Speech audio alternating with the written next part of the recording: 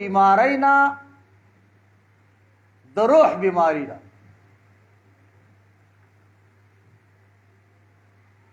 بیا د روح بیماری خو شرک هم ده، کفر هم ده. نو دلته کې مراد منافقت حسد دا چې الله په چا احسان کړی دی، حلال مالی ولا ور کړی دی، علم یې ولا ور کړی دی، صحت ولا ور کړی دی، او ستا په زړه کې دا راغله چې خدای د دې نه دا نعمت لرې شوی. یو بیماری دا او دا ډیره خطرناکه بیماری ده. حدیث چرته هم نه کامیابی. نو منافق سړی کې به همیشه دا کینه پرته وي یاره دا نعمت د دې سړي نه لاړلې.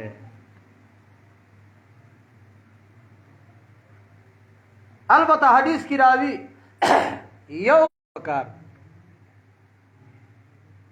حسد لسره ناروا ده، کینا او غیبت پکار ده.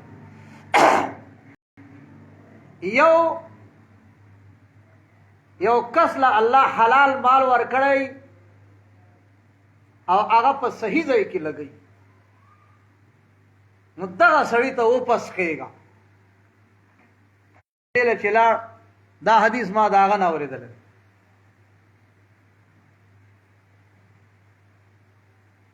واقع بیانوله چې د بني اسرائیلو په زمانه کې دا د حدیث بل قات راغی، خلکو باندې لوږه راغله. یو کس و د شګو یو ډیری ولیده او ارمان یې وکړو چې یا خدایا که ما سره د دې ډیري غونته کې دانې وې او ما دې وږو خلکو باندې تقسیمولی نو څومره به ښه وه. دې ته بس خیدل وایي. د وخت نبي باندې وحی راځي چې دومره اجر تا ته میلاو شو. نو یو سړي له الله حلال مال ورکړی او هغه د الله په دین لګی، نو هغه ته واپس کېږه. دویم یو سړي له الله علم ورکړی، د قرآن پوهه ورکړي او هغه په قرآن باندې عمل کوي، دین خوري، دغه سړي ته واپس کېږه. یو بیماری ده. دویمه بیماری قرآن بیانوي جبن ده. جبن وایي بزدلی،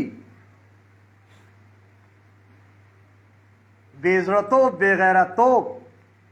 حدیث کی راضی نبی علیہ الصلوۃ والسلام د بزدلی نه امن غوښتل دی. اور سورتی محمد آیات نمبر 20 کی ہم د دې بیماری بیان دی.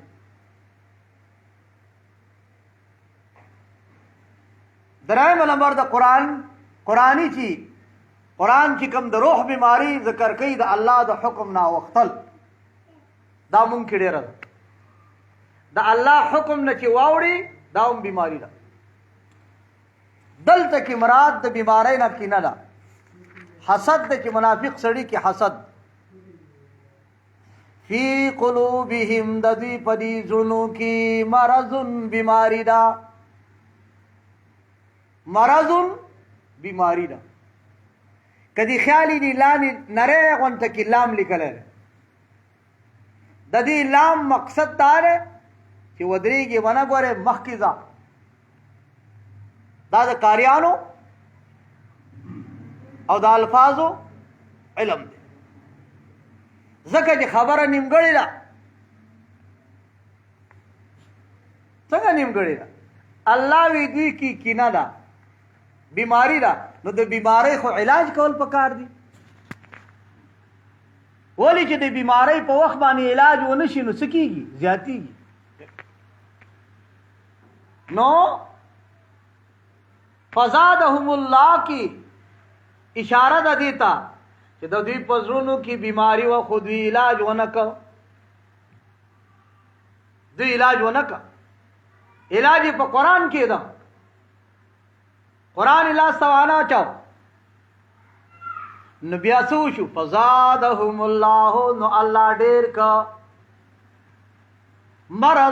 مرض د دوی ولی دوی علاج ونه کا علاج ونه کا الله د دوی مرض سیوا د هر بیماری علاج د روح دا قرآن کې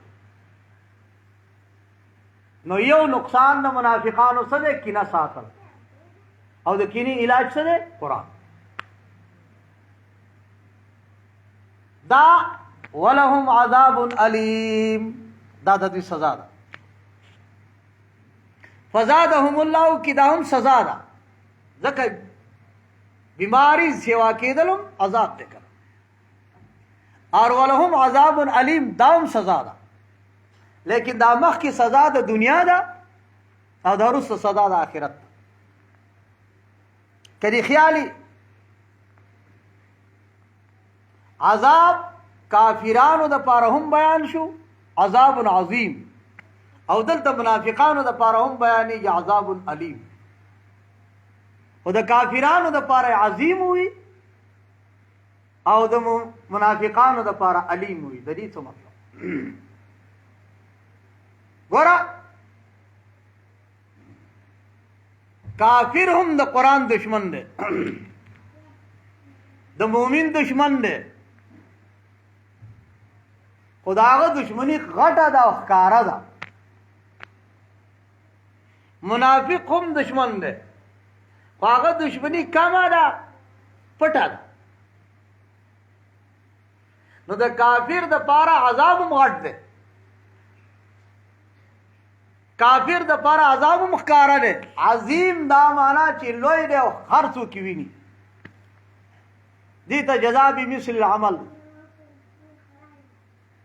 چې څنګه دی ګناه را دشي سزا ده او منافق منافقت هم پټ ساتي منافق سره همیشه ډاک نه ګوره ستا به جیب تا ته وقاره جی کوي روسته وساخپی وي نو د لپاره علیم ذکر کړ چې ځکه علیم عذاب ښکاره نه علیم دا معنا چې اول نه دي دن نه خرابوي علیم معنا داسې عذاب چې اول نه به تا دن نه خرابوي د جهنم د اور خصوصیاتو کې یو خصوصیت دا ده چې د اول نه دن نه سړی خرابوي نو منافق منافقت پټ نو عذاب ورته علیم چې اول نه دي دن نه پټ خرابوي بما ولهم دوی د پاره عذاب دی داسې عذاب دی علیم چې درد رسون کې دی داسې عذاب چې درد رسون کې دی دردناک چې ورته وایي بما کانوا یکذبون دا ګور د منافق ما تاسو ته وایي بله نشانه او بله بیماري ده څه معنا دروغ وایي دروغ ګوره دو قسمه دي ښه یو د خلی درو او یو د کار درو بیا هر یو په دو قسمه یو سړی کله کله ووایي او بل همیشه دا صرف قاعده ده چې فعل مضارع باندې کانه چې داخل شي معنا همیشه نو د منافق سړی یو نشانه دا ده چې دی همیشه دروغ وایي یو پیره سړی دروغ وایي دې سره نه منافق کېږي بیا زر توبه وباسي یو پیره سړی د خیانت وشي یو پیره سړی نه وعده خلافي وشي توبه وباسي دې نه منافق کېږي خو منافق کېږي حالت چې همیشه او دا مخکې دپاره سزا ده ولهم عذاب علیم دې دپاره دردناک عذاب دی ولې دی بما په هغه وجې کانو چې ودوي همیشه دپاره یکذبون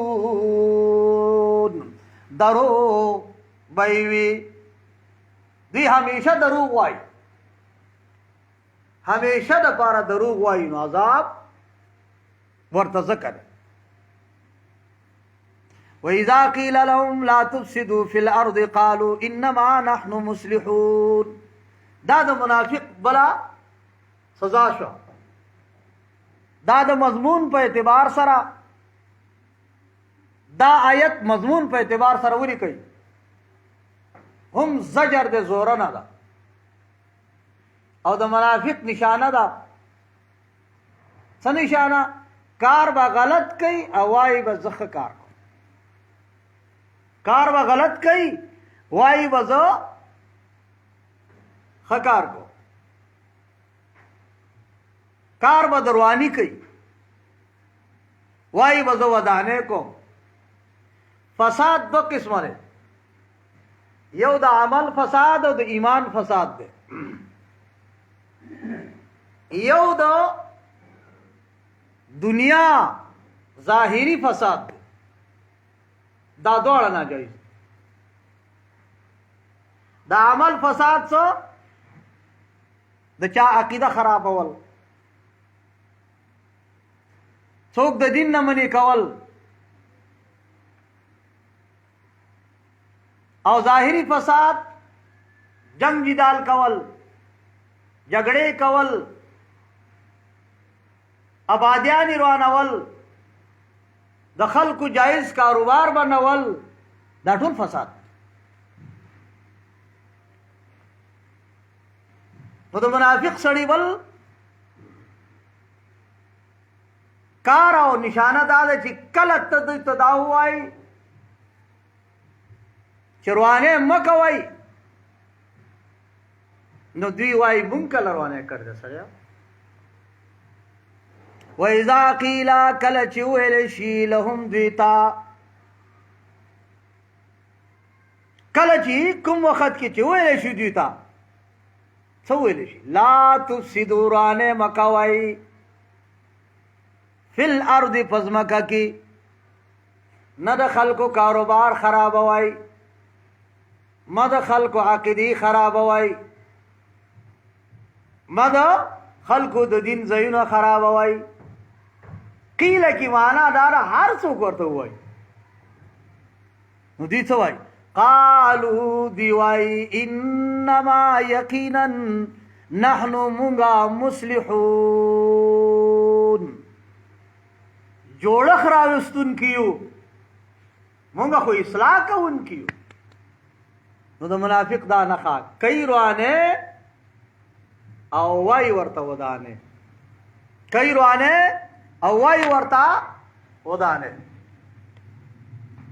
الا انهم هم المفسدون.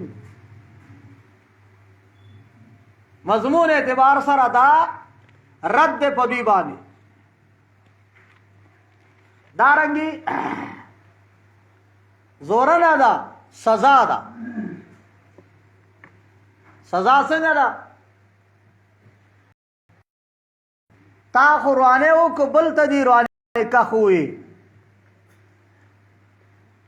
خو حقیقت کی روانی والا څوک دی؟ الله وایي الا خبردار انهم بشک دوی هم المفسدون، حقیقت کی روانی کښ دوی دي، لیکن پر روانی پوهیږي نه چې زمونږ دا کار روانه. وإذا قيل لهم آمنوا، دا د منافق بله نښه ده. د دې نښې حاصل څه دی؟ دیندارو باندې رد کول، پاک خلکو ته بد ویل، نیکو خلکو دشمنی کول. دا یاد ساتئ، اکثر ممکناً ډېر دی، خاص کر زنانو کې. هغه ورځ ما خبره کوله یو ځای کې، ما نارینا که ډېر طاقتمند شي خو بهرنیست دی، واجونه نه مني، نو هغه به تبلیغ وکړي، په خولې به ووایي، زیات نه زیات سخي، نو هغه به یو هلک ووهي، یو ښځه به ووهي، نو درېمګړی به پاسي، هغه به بیټک ته یوسي، وایي ته لږ دلته کښېنه. بیا به دا زنانې خپل هغه کار کوي خفه شي. خو زه زنانو ته دا وایم څو پورې چې د دین باره کې د خاوندانو سره ستاسو مرسته نه وي نو کور ته دین دننه نشي راتلی. کور ته دین هغه ورځ زمونږ زنانې جوړې دي لور مې عالمه ده کور والا مې روغه ده دین ته برابره ده هیڅ بدعات هیڅ رسم نشي دننه کېدلی کور ته. او بیا سړي دا وایي هم چې زه دومره غیرتي نه یم ګورې ما سره زما کور والا مرګلی ده. نو زه تاسو ته دا وایم چې کله تاسو دیندارۍ کې د الله حکمونو کې نارینهو سره مرسته وکړله دنیا نه به فساد ختم شي. یو حدیث زه تاسو ته وایم نبی علیہ الصلوۃ والسلام فرمایي کم یو سړی د الله ولی د الله دوست یو عالم پوه ته بدې خبرې کوي دشمنی کوي الله وای زما جنگ ته دې تیار شي زما جنگ ته دې تیار شي. او عالمان وای چې کم یو سړی د عالم سره دشمنی کوي دیندارو سره دشمنی کوي صحابي سره ولی سره عالم سره د مخ به د قبلې نه قبر کې و. نو ما خبره کوله دا د منافق نښه ده چې پاکو خلکو ته کنځل پاکو خلکو ته بدې ردې ویل دې نه به ځان ساتو. وإذا قیل لهم کله چې دوی ته وویلی شي آمنو ایمان راوړئ معنا څه دا خپل منافقت پرېږدئ کما آمن الناس لکه څنګه چې ایمان راوړی دی خلکو لکه څنګه چې ایمان راوړی دی خلکو. دلته د خلق نه مراد کامل خلق او کامل خلق څوک دي انبیاء دي د انبیاءو نه وروسته صحابه دي. دلته کې عالمان وایي د دې نه مراد صحابه دي. الله موږ نه ایمان غواړي خو هغه ایمان غواړي چې د صحابه غونته کې. نو چې کله ته دته دا وایي چې د صحابه غونته کې کار وکړه کنه وعده ده په وعده کې د صحابه کار وکړه کنه نو دوی څه وایي قالو دوی وایي انؤمنو آیا موږ ایمان راوړو څه کما آمن الصفاء لکه څنګه چې راوړی د بېقفانو دیندارو ته بېقفه ویل پاکو خلکو ته بېقفه ویل دا د منافق نښه ده. مخکې دا ووایي ګوره دنیا کې روانې کوي نو په هغې بیا رد شوی دلته کې پاکو خلکو ته بېقفه ویل نو په دې هم رد دی الا سره الا انهم هم السفهاء الا معنا خبردار دوی نیکو خلقو تا بد وائی بیقف وائی لیکن اگورا الا خبردار انہم یقینا دا خلق سوک چی مومنانو تا صحابو تا پاکو خلقو تا بد وائی هم الصفاء دا قمقلان دی دقه قمقلان نو دوی قمقلان دي نو دوی بل ته څنګه وایي ولکن لا يعلمون لیکن دوی پوهیږي نه خپل په قمقل توب باندې ولکن لا يعلمون معنا دوی په خپل پوهیږي نه چې موږ په دې خبره باندې غلط یو که صحیح یو په دې خبره پوهیږو ولكن لا يعلمون دا معنا چې د دوی علم په دې خبره نشته په دې باندې نه پوهیږي دا نه پوهېدل هم د دې بېوقوفي ده یو په خبره نه پوهېدل که نه او یو خپل په دې نه پوهېدلو نه پوهېدل دا ډېره غټه خو دې ته وایي جهل مرکب ډبل ناپوهي یو سړی دی وایي زه نه پوهېږم دا نیمګړی ناپوهي ده خو چې یو سړی نه پوهېږي او خپل په دې نه پوهېدلو هم نه پوهېږي ځان ته پوهه وایي دا سړی ډېر خطرناک نو منافق سړی به پوهېږي هم نه او ځان ته به وایي هم پوهه وَإِذَا لَقُوا الَّذِينَ آمَنُوا قَالُوا آمَنَّا دا ګوره د منافقانو بل یو قباحت ده اور بل یو خوبی دا پلیتا بدا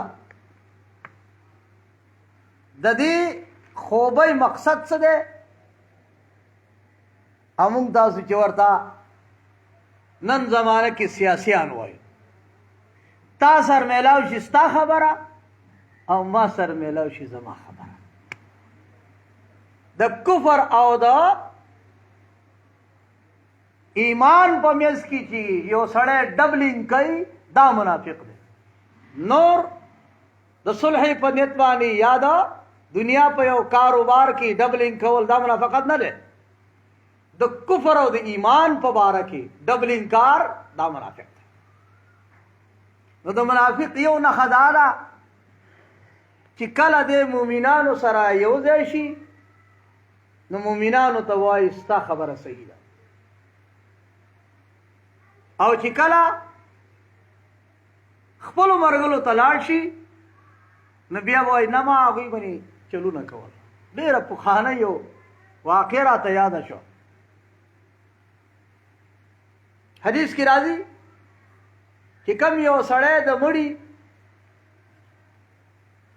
جنازې له لاړ شي جنازه وکړي نو د یو قیرات اجر علی د احد د غره قدر یو اجر د واغست یو غر قدر او بیا د جنازې نه د مړي سره قبر ځای ته لاړ شي نو دو قیراتو یعنی دو احد غرونو غونته کې اجر واغست حدیث زه ته تلم په پیر بابا کې زموږ یو رشتہ دار وفات شو په دغه علاقو کې دا قانون دی چې لاسنیوي له راشي نو که جنازه شي او که نه شي نو یوه ډله ولاړی وایي اوبس کوي ځئ په دعا کوئ ځئ نو اصل دوا خو جنازه ده ما چې دې حالات ته وکتل نو مې دا خو یو مسلمان دی احد د غره غونته کې نیکۍ نه منې کول دي یو سړي ضرورت دی په خپله ځي نو خو لا ټیک ده لاړ دی شي خو ته یې څنګه رخصتوي هغوی په زور اوچتوي وایي بس ځه ته ځه نو زه پاڅېدلم ما بیان شروع مې دا خلک چې راځي د دې مقصد ثواب دی او جنازه چې وکړه نو یو غر یې د ثواب وګاټه احد تاسو د خدای لپاره دا خلک په زوره واپس کوئ ما زموږ یو رشته دار اوس هم ژوندی دی ما ته وایي ته ښه وایي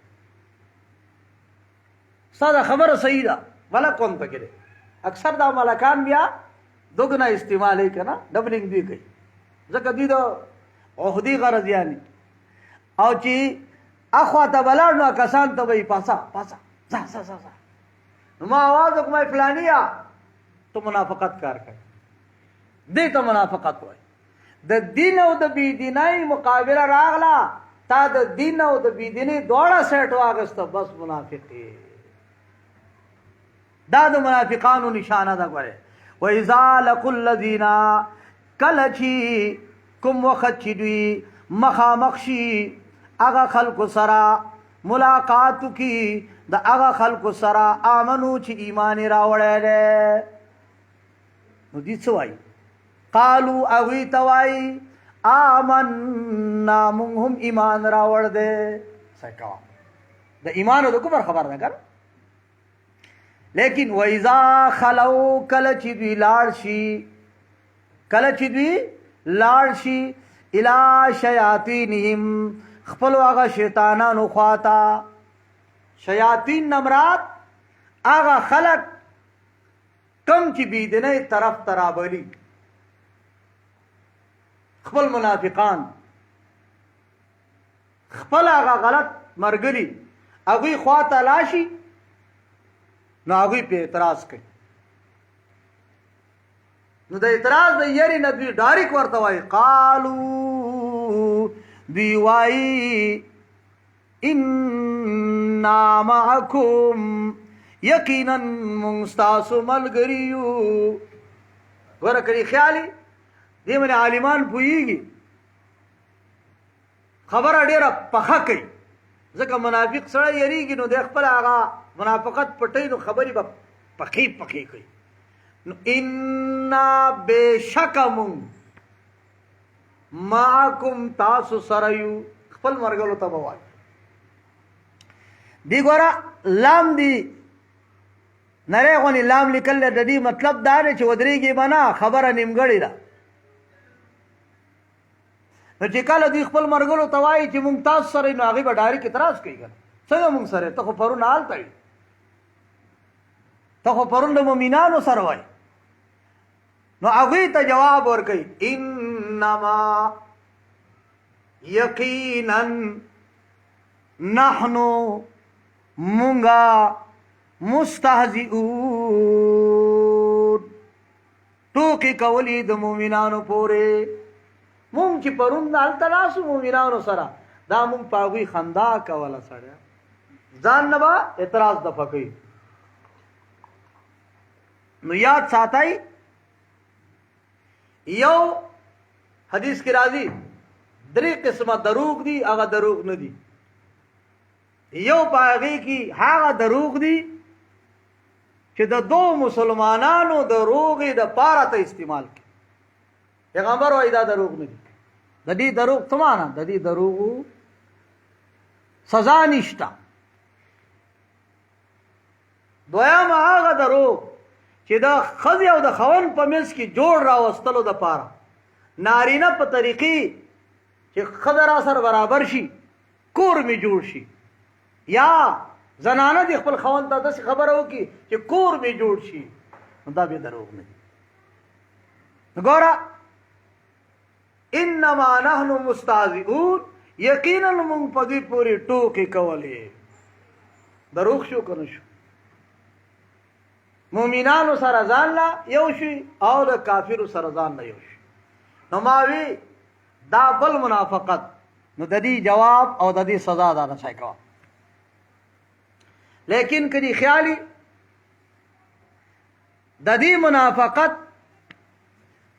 الله سزا ذکر کړی ده، د دې صفت او د دې نه مخکې صفتونه چې دي د هغې حال ذکر کړی دی. د دې څه معنی؟ ځکه چې مؤمنانو پورې چې خندا کوي، مؤمنانو پورې چې کله ته ټوکې کوي، نو الله تعالی سزا درکوي. دا منافقت ډېر خطرناک. نو الله کی سزا ده، الله کی د دوی بدله ده چې منافقه ته ایماندار پورې خندا کوي، ستا د دې خندا جواب به الله درکوي. الله پاک یستهزئ بدله به د ټوکو ورکي، بدله د ټوکو ورکوي بهم دوی ته. دوی ټوکې کوي د مؤمنانو پورې، الله پاک د دوی د ټوکو بدله ورکوي.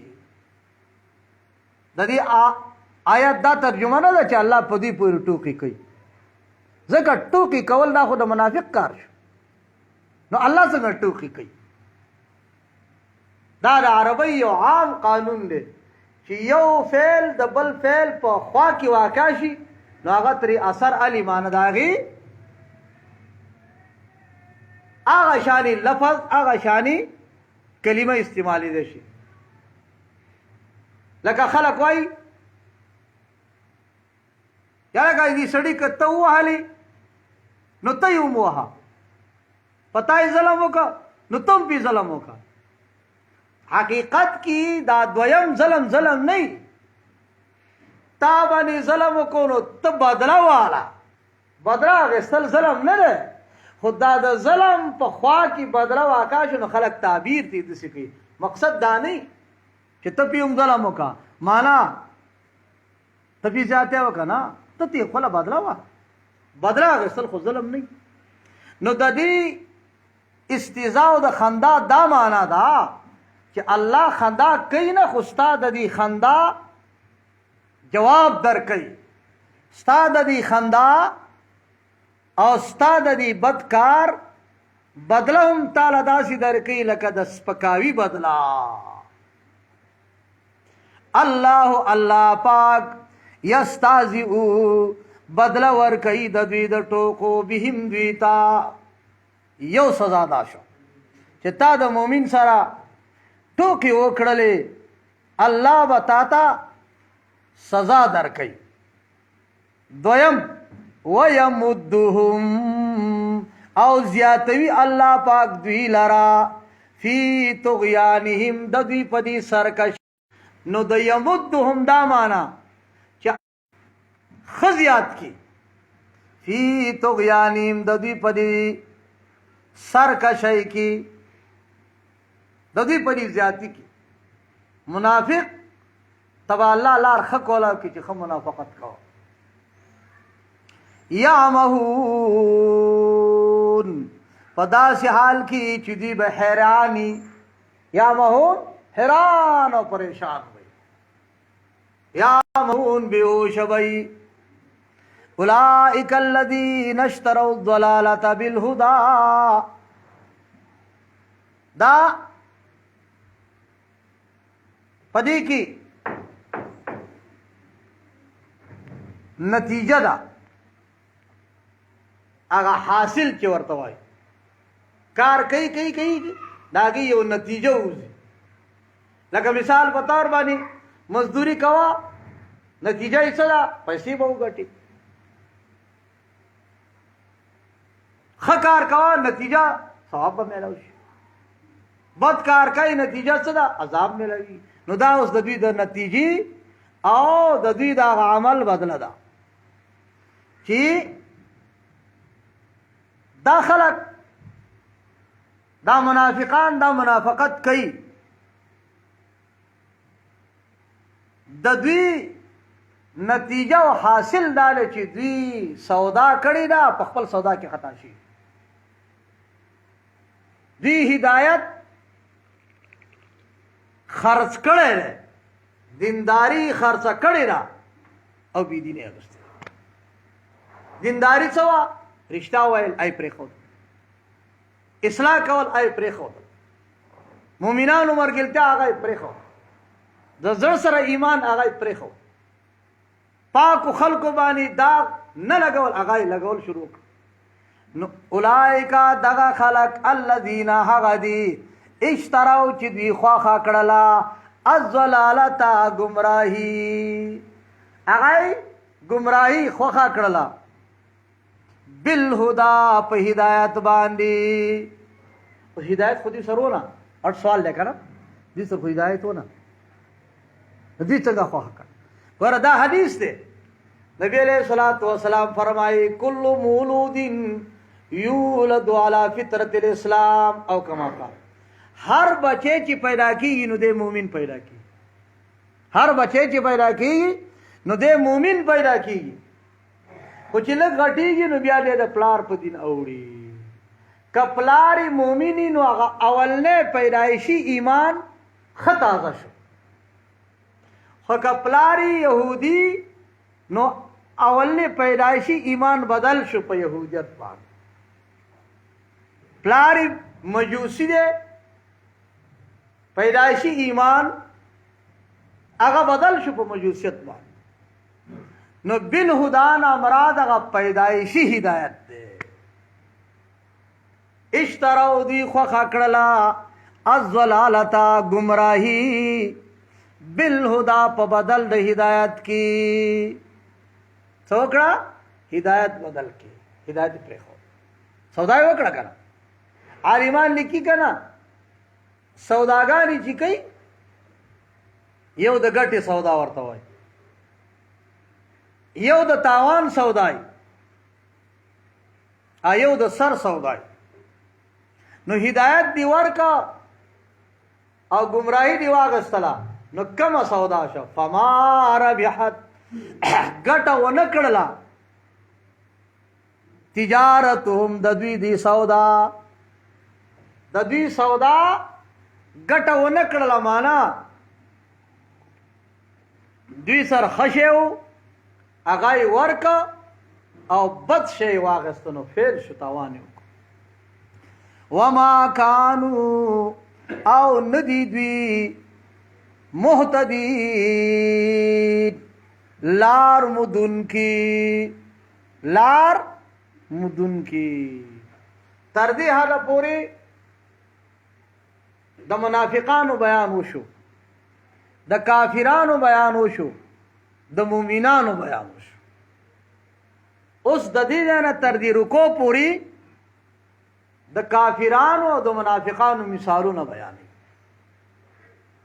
او مثال الله زکه بیانې ما تاسو ته ویلي قرآن کې د مثالونو آیاتونو سودي دا ما تاسو ته ویلي کله کله سړی په مثال پوي مثال نه بغیر بعضې سړی نه پوهېږي نو اوس دلته کې الله د کافرانو مثال ښیي خو د دې مثال په مطلب باندې ځان پوه کوي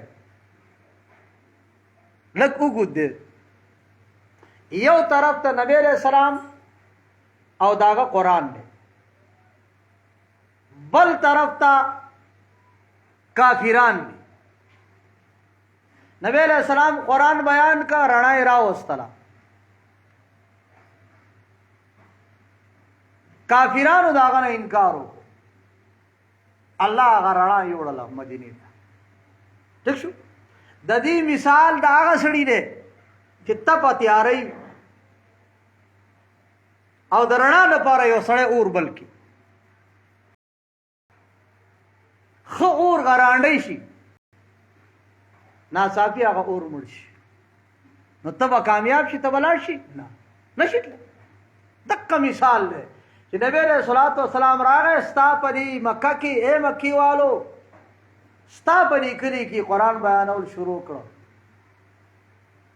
رڼا یې لږه خوره کړله تا بې قدري وکړه ډایرکټ لاړ دا الله یو قانون ایښولی چې زما د دین کار کم ځای شروع شو او د هغې قدر ونه شو الله هغه اوچتوي بل ځای ته بیایي الله اوچتوي بل ځای ته بیایي او د دین په کارونو کې د ټولو نه ګران کار د الله قرآن بیانول پرون صدر صاحب کنه تاسو خدای دې له پیدا کړی ها الله پاک موږ ټول دې له پیدا کړیو خو چاله الله توفیق ډیر ورکړي چاله کم ورکړي مثال باندې پوه شئ د دې مثال مطلب دا دی یو سړی تاله رڼا درکي او ته رڼا وانلې او رڼا لاړ شي نو هغه بیا دقه شانې ولاړي نو اے مکی والو تاسو له الله نبی درک رڼا ور سره قرآن درک او تاسو قدر ونکړه الله یو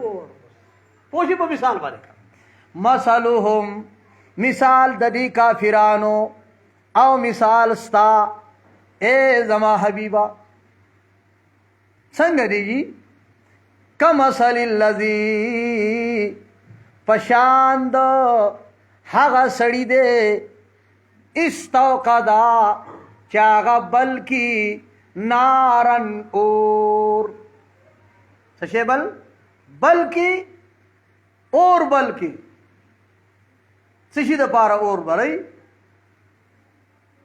رڼا دپاره کوي که رڼا دپاره اور بلکې مثلهم مثال د دوی او مثال ستا کمثل الذی ستا مثال پشان د هغه سړي دی استوقدا چې پوره بلکې ها بلکې نارن اور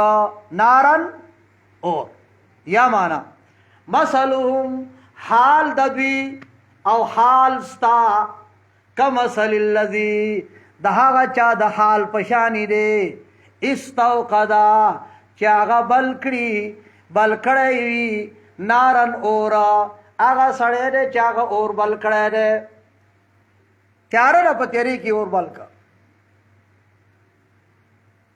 فلما هر کلا ازاعت چرنا کی دا اور ما هغه ځای لره حوله چې د اور نه چاپېره دی یا حوله چې چاپېره د دې سړي نه دی ګوره تیاره ده سړي اور یې بل کړی دی چاپېره ځای ټول رڼا شو څه کسان مکه کې مسلمانان شو ګورې د الله دین چې بیانېږي اول نه ډېر کمی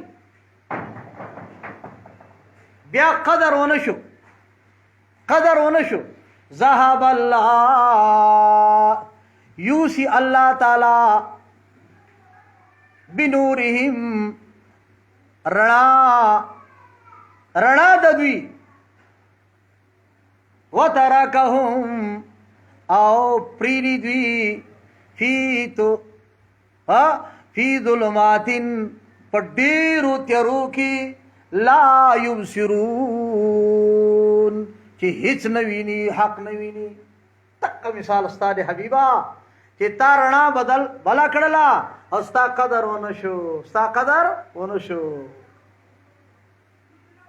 د دې وجنا ډېر پخوا نوې واقعه ده شیخ راغلی زمونږ کلي ته هغه به وي اول نه اور بل کا دین بل کا نبی علیہ الصلوۃ والسلام په مکه کې مکی والو بے قدری وکړلا الله پاک هغه دین راوست مدینه ته بیا هغه مدینی کمزوري خلق الله پاک د مکی هغه غټو خلق باندې زور ور کړ بیا د مدینی والو چې بے قدری شروع کړه نو دین راغې عراق تا کوفی والو نه لاړ مصر نه راغې دیوبند تا وی د دیوبند نه استاد غرونو ته راغل خدای خبر چې دین بچرته دا یاد ساتای چې د الله د دین چې چا به قدرې کړي را الله خپل دین چته مثال پیش کړ فی ظلمات بیا په تیارو کې ای ولې داسې تیاره چې یو نه ده غره ها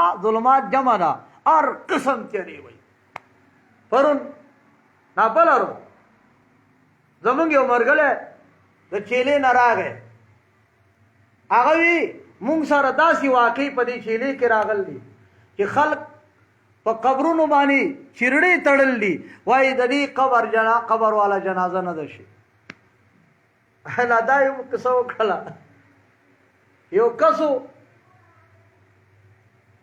ای جنازې له مړه راوست تبلیغي جماعت خواله او دا غینا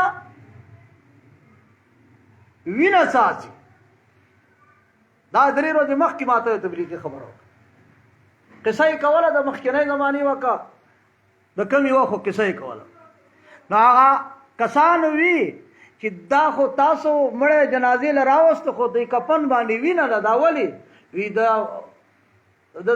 غسلاس مونږ کټ کړی دا جهالت دی ګوره غسلاس ولې کټ کړ دی چې دته کله عمل نامه میلاویږي نو مونږ د غسلاس کټ کړ دی نو خامخا به په خلاص اخلي ان لله نو فی ظلمات دا سمانا را دیری تیری دی حد تا تیری ورسید ولی قرآن تا وائی نا او کٹیر دی ہوئی نو تپا تلاوت وائی ثواب خو پکیشتے خطا تا مانا نہیں معلومات تپی پوئی گی نا آورا دی پدی بر پدی منگو پیده کسی دقا دیکھیو بیانو زمان ماوی قرآن کریم تلاوت چې کوي اجر ملاويږي خو هدایت دل نه درکې ولی هدایت په مطلب کې ده او مطلب باندې امی سره نه پوي د بزان پوه کوي چې زه یا کنه عبادت کې څوایم ها د بزان پوه کوي چې اذن الصراط المستقيم کې څه واړم ثواب خو خامخا ملاوي قرآن کریم په تلاوت کې ثواب ملوي. دا یو قرآن نه په دنیا کې چې دا بغیر د پویدو نه چې توای تعالی خو هم راکوي او تعالی ثواب هم شته، لیکن پویدل چې کله ته پی پوشي نو تا ته هدایت حل ملوي، تا ته خپل غلطي حل ملوي. نو ګوره د دې مثال حاصل دا شو ما تا توای چې ګوره د دین دی بے قدری وکړلا لاړې. حدیث کې راځي نبی علیہ الصلوۃ والسلام زمانہ کې سکسان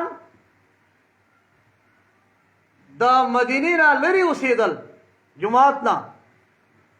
نبی علیہ الصلوۃ والسلام د جماعت خواوشا کې چې کم کسانو دا حدیث ما بیان کړم ډیر دی، هغه ځایونه خالی شو.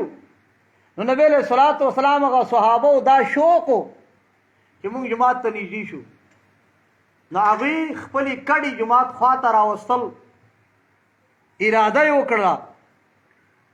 نبی علیہ الصلوۃ والسلام فرمایي بنو سلمہ زه داسې خبر شیم چې تاسو د طرف نه کډې راولئ او جماعت خواته راولئ. هغوی وی او یا رسول الله. نبی علیہ الصلوۃ والسلام وی دیارکم تکتب آثارکم، خپل په کورونو کې کینئ هلته نه راځئ، څومره لرې یئ نو ستاسو اجر زیات دی. پوه شي په مطلب نه. نو دې حدیث کې خصوص مونږ خو هلته کې جماعت کې خو صرف حدیث بیان کو، نور تشریح نه کوو ځکه هلته ټول امیاني، خو دلته چونکې عالماني ناست دي عالماني، نو د دې حدیث زه تاسو ته مطلب بیانوم. پیغمبر علیه الصلاۃ والسلام چې دوی ته وی تاسو لرې پاتې شئ، دا یې ولې وی؟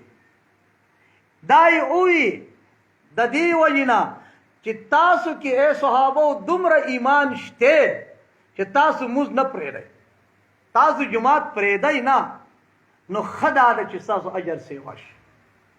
کنې نو زما غونته کې ناراض سړی نو هغه لرې نه کله راتلی شي، نو هغه ته خو به خامخا ویل غواړي چې جماعت ته نږدې شه. خو صحابو ایمان زیاتو، هغوی ته وایي تاسو خو راځئ هسې هم، خو چې نږدې کې اوسېږئ نو اجر به ستاسو کمي. او د صحابو د کار نه موږ ته دا سبق میلاویږي چې چرته د دین کار کیږي هغه ځان ته نږدې کا، ځان ورته نږدې کا، هغه ځان ته نږدې کا. نو او مولانا رومي رحمت الله علیه وایي کنه چې دا عطر والو دکان خواته لاړې عطر دیوانه غستل خو خوشبوی خو به درته راشي، او که د چرسیانو بنګیانو خواله لاړې که چرسبنګ نسکي خو بدبی به درته راځي که. نو له دې وجې نه الله یو مثال پیش کړ. خو زه تاسو دا خبره بله کوم دی کې الله مثال پیش کړ د قرآن اور سره. دا ولې چې اور رڼا وکړه او بیا مړ شو. ګوره یاد ساتئ قرآن کې الله دو خوبیانې اچولي، نو اور کې هم الله دو خوبیانې اچولي. یو خوبی الله اور کې اچول رڼا، څه شی اچول رڼا. قرآن کې هم یو خوبی د رڼا هدى للمتقین. خو بل خوبی په اور کې الله اچول احراق سیزل. قرآن کې هم یو خوبی د ګوره چې کدا تا ونه مانه قدر دی ونه کا یزعو به آخرین، بیا به دې ذلیل کېږي. نو قرآن د اور غونته کې دی، ها کدی ور سره ځان په اصول باندې جوړ کا نو کامیاب شي، او کنه ځان دې تری یاغي کا نو د تندې نه به مړ شي، او بغیر د علم نه دی پکې ګوتې ووهلې نو ځان دې غرق کا. ګوره دا مثال لاړ. بیا صم بکم عمی فهم لا یرجعون.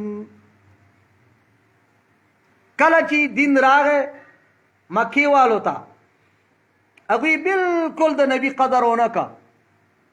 د نبی درس اول نه په مکی کې پکارو، د نبی جماعت اول نه مکی کې پکارو.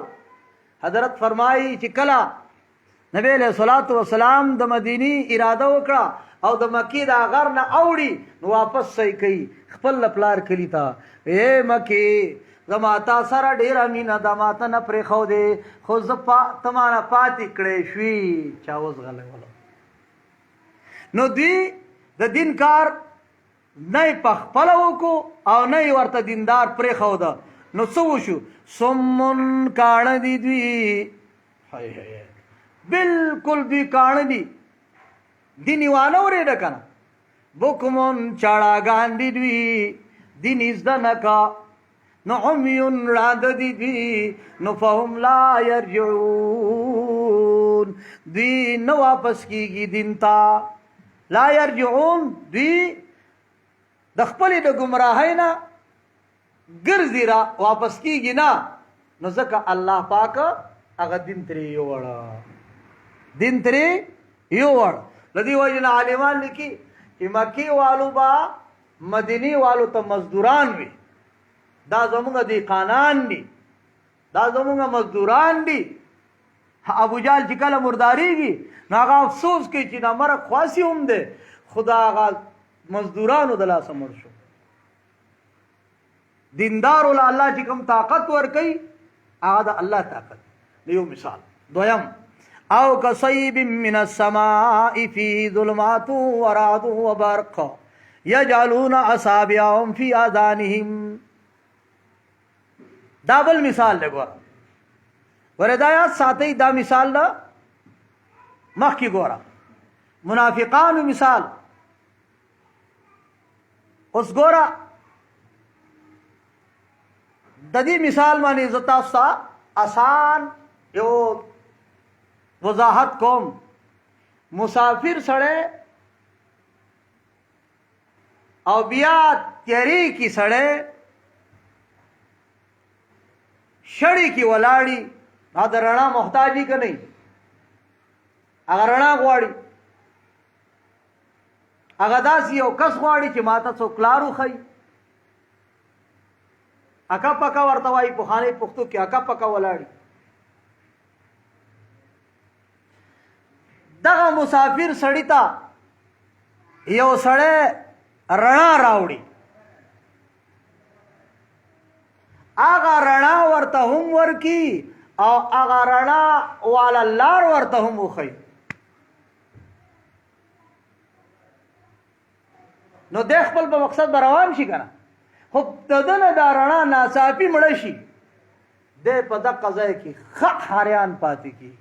که دې خیالي سړی د رڼا نه معمولی تیارې کمرې ته دننه شو نو دا کمره ډېره تیاره ښکاري. دقه شانې سړی چې رڼا ویني ناڅاپي پې تیاره شي نو هغه خپله لار د نه ډېره روکېږي. دا خبره اوس تیارې کې رڼا میلاو شو، لږ غونته کې روان شو، ناڅاپي غونته کې اچانک هغه رڼا خدای لرې شي. یو مثال دا شو. او که صیبین کې د دې مثال حاصل دا دی، مثال په طور باندې منافق دی، د منافق مثال ښیي.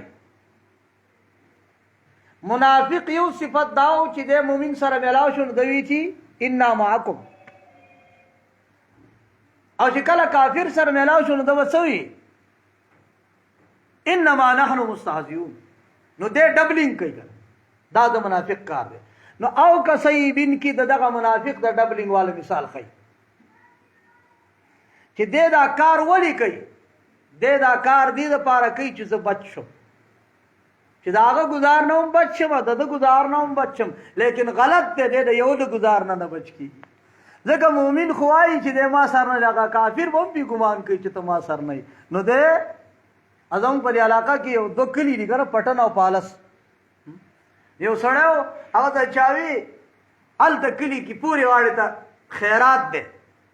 هغه وي یاره پورې خیرات به وخورم، دی دلته به مسجد اباسین دی. نو چا پورې لاړ نو هغه خیرات هلته خوړلی شوی، نو چې واپس راغی نو هغه دلته هم ترې خوړی شوی. نو خلک متل کوي نه د پټن شي او نه د پالس شي، دواړه خیرات ختم شي. نو منافق سړی نه د مؤمن سره میلاویدی شي او نه د کافر سره میلاویدی شي.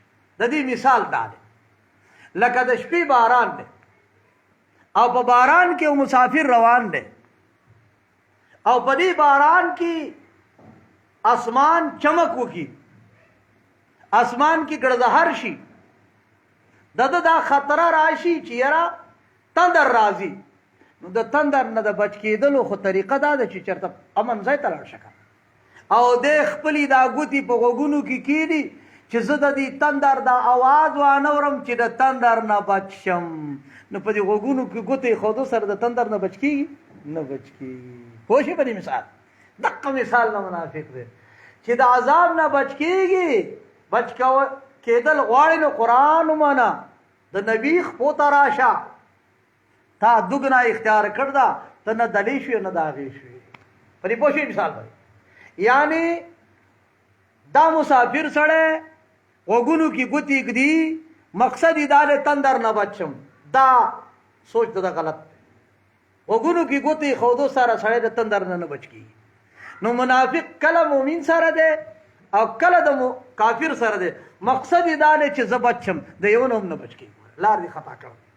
او کصیبن، یا مثال د دوی پشان د هغه باران دی، من السماء چې وریږي د برنا، برنا وریږي، فی پدی باران کې څه وي؟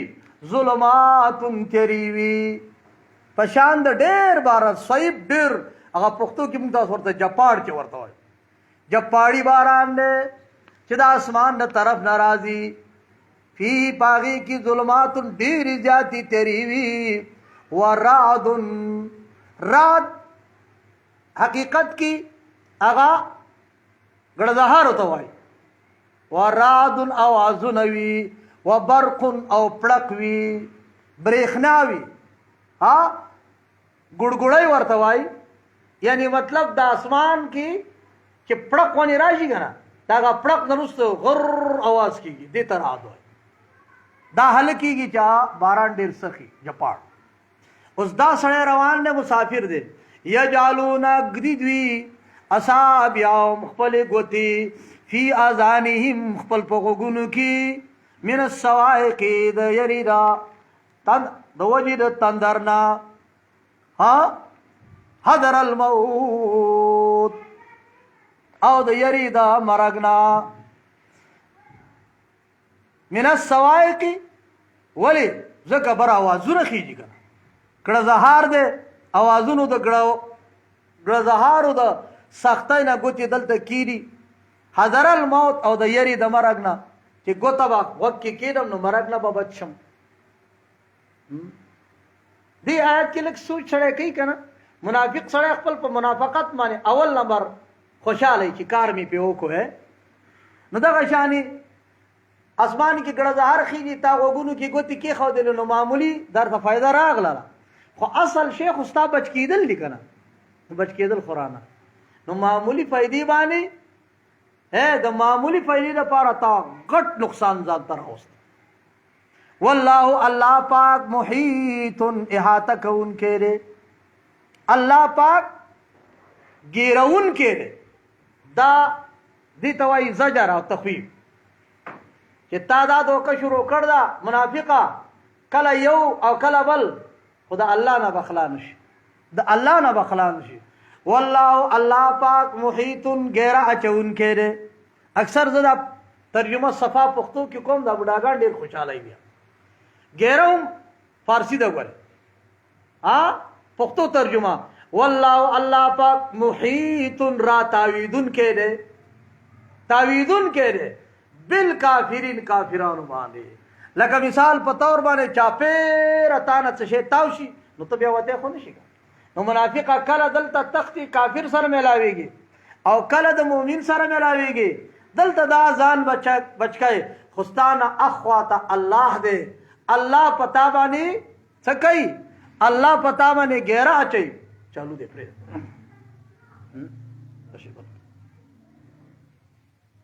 نشے بند کرنا ہے، یہ بند کرو نا.